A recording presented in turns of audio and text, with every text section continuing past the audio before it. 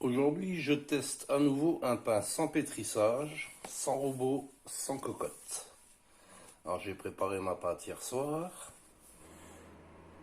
et j'ai dû placer une vieille casserole en fonte assez lourde sur le couvercle parce qu'une heure après avoir fait ma pâte, mon couvercle a sauté sous la pression. C'est la première fois que ça m'arrive sur des dizaines et des dizaines de pains. Alors, est-ce que j'avais mal fermé mon couvercle au départ? Je ne sais pas. Donc là, on va vérifier qu'il n'a pas bougé. Apparemment non. De toute façon, on le verra quand je vais ouvrir. On doit entendre un dégazage. Là, je constate qu'il est un peu écarté. On verra bien. On va déjà regarder la pâte en transparence. Il a l'air d'avoir bien travaillé. Et maintenant, on va ouvrir.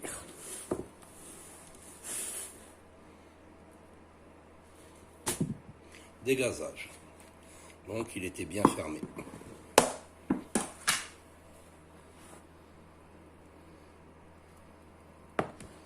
On va sortir la pâte du seau. En principe, ce type de pâte est assez collant. Surtout si elle a reposé longtemps.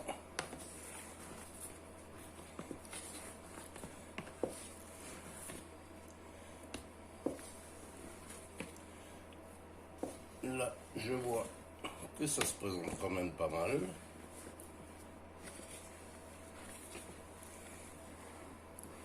On va essayer de ne pas la brusquer. Vous voyez, il ne reste plus grand chose dans le seau.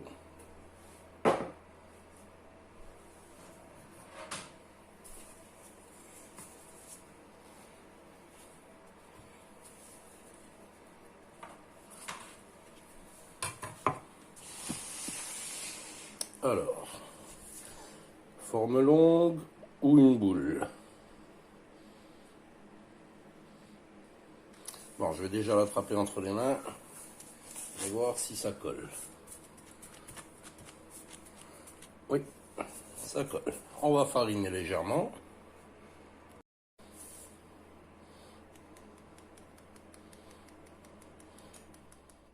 Vous voyez, j'ai pas beaucoup de farine dans le tamis.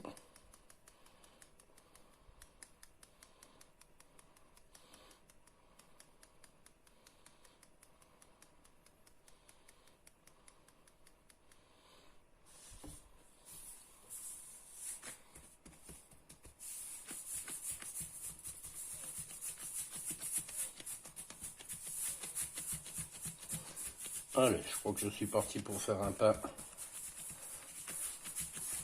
en longueur.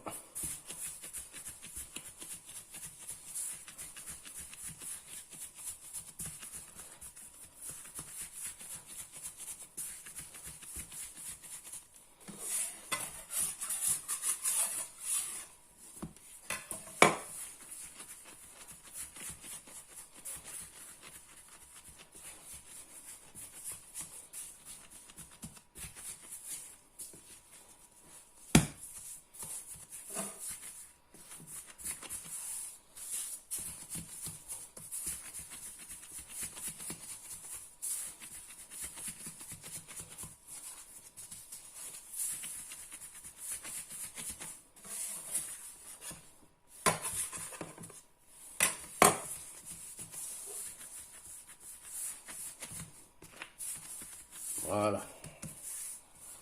Je vais maintenant glisser ma farine sous le pain. Donc je farine le contour et non plus le pain.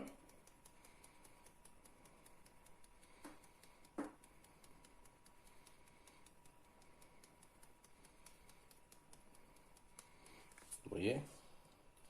En réalité, ça fait peu de farine utilisée. Voilà, je vais glisser ma farine sous mon pain.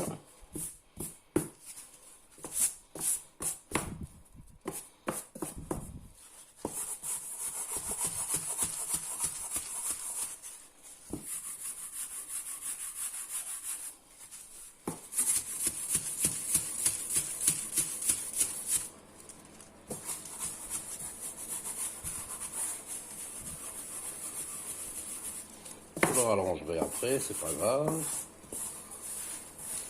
Le principal, c'est qu'il ne colle plus sur le plan de travail.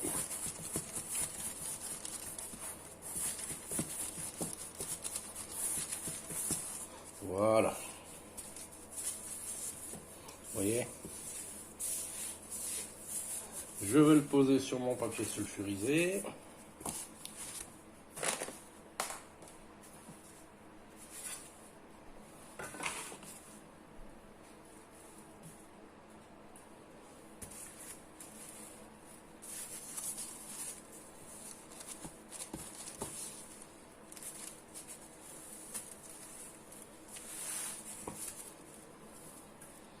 Et le recouvrir avec mon tissu. Et je vais immédiatement préchauffer mon four.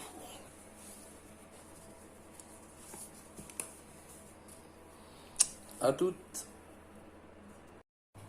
Alors finalement, ma pâte est restée 20 minutes sous mon petit tissu, plus 25 minutes de préchauffage. Donc je vois clairement qu'il sera plus gros ici que là. Je me suis fabriqué un nouveau petit ustensile. Je l'ai fait assez long avec un pinceau. J'ai fixé une lame de rasoir au bout et on va voir ce que ça donne.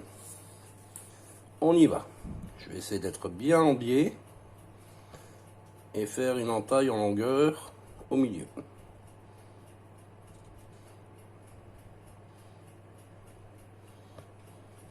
Bon, on est déjà plus à l'aise qu'avec la lame en main.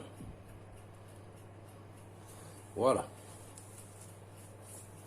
Je vais enfourner et on se retrouve après cuisson. « 30 minutes de cuisson. On va s'arrêter là, ça me convient. On va laisser refroidir. On coupe et on goûte tout à l'heure. Nous voici donc à nouveau avec un test de pain sans pétrissage.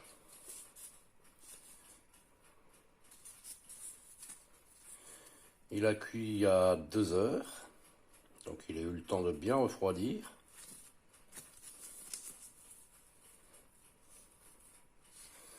On va le couper et on va le goûter.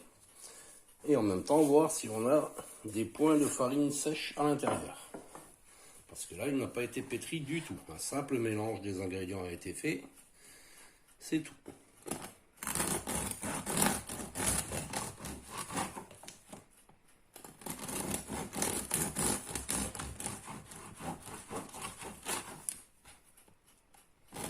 Donc je vois qu'on a déjà une mie de couleur crème.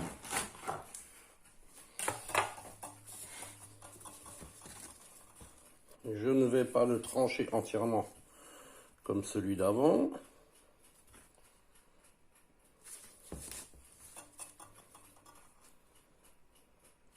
Donc fait avec une farine T80 cette fois-ci. Je trouve qu'il a une belle couleur.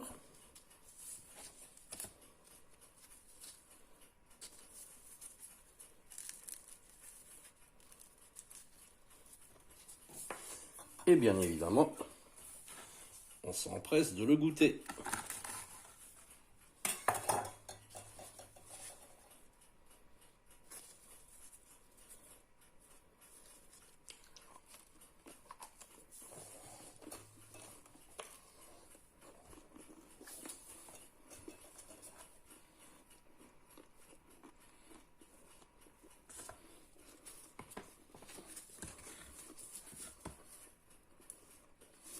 À nouveau, je dirais que pour le peu de travail que c'est,